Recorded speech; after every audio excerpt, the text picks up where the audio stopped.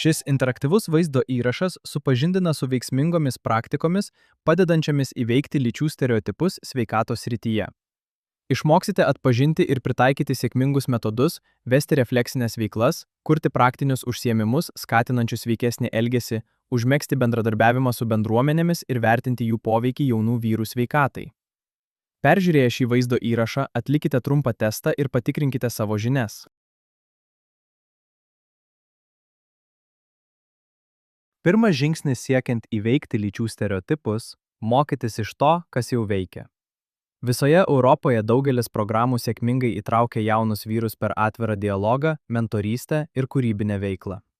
Pavyzdžiui, Lietuvoje vykusiame projekte futbolo rungtynės buvo naudojamos pokalbiams apie emocinį atsparumą pradėti, o Graikijoje jaunimo grupė kūrė tinklalaides apie psichikos sveikatą ir vyriškumą.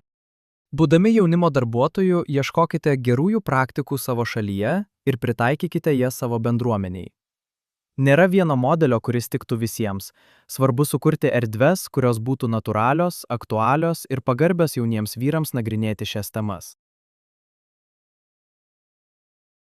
Kai jauni vyrai supranta, kas yra stereotipai, kitas žingsnis yra padėti jiems juos kvestionuoti ir griauti.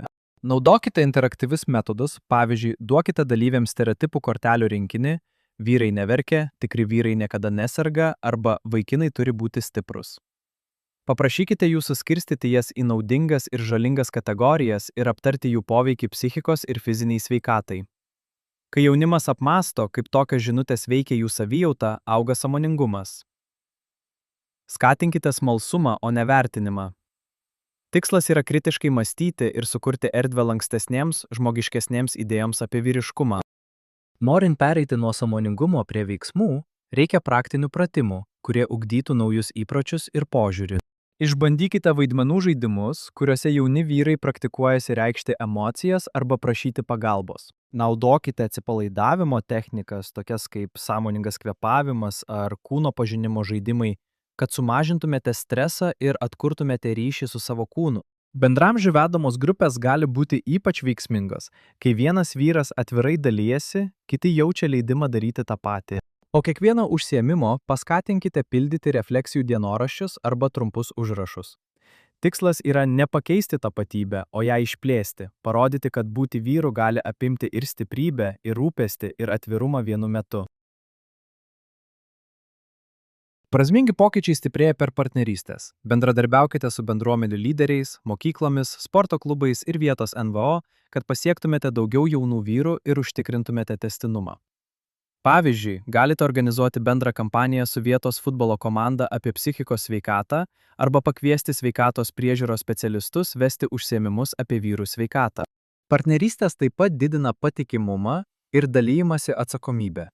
Jos rodo, kad gerovė yra bendruomenės, o ne tik asmeninis tikslas. Bendradarbiavimas padeda normalizuoti naujus, sveikesnius vyriškumo modelius kasdieniame gyvenime. Kad jūsų darbas tikrai būtų naudingas, svarbu reguliariai vertinti jo poveikį. Po kiekvieno veiklų ciklo rinkite atsiliepimus, tiek skaičius, tiek istorijas.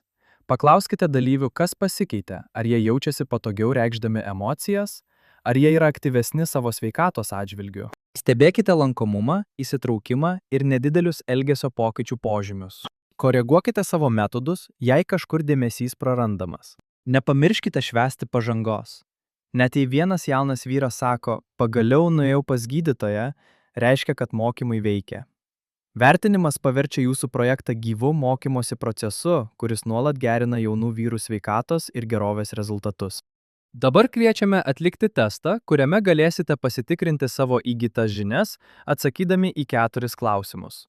Pažymėkite teisingą atsakymą, nepaisant to, ar pasirinkote teisingai ar neteisingai, jums bus pateiktas atsakymo paaiškinimas. Pradėkime.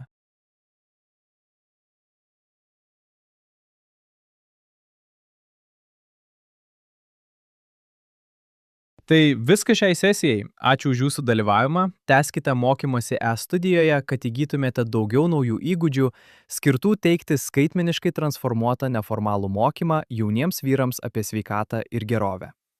Sėkmingai baigę mokymo kursą įgysite skaitmeninį ženklelį jaunimo darbuotojas, inovatyvus jaunų vyrų sveikatos ir gerovės puoselėtojas.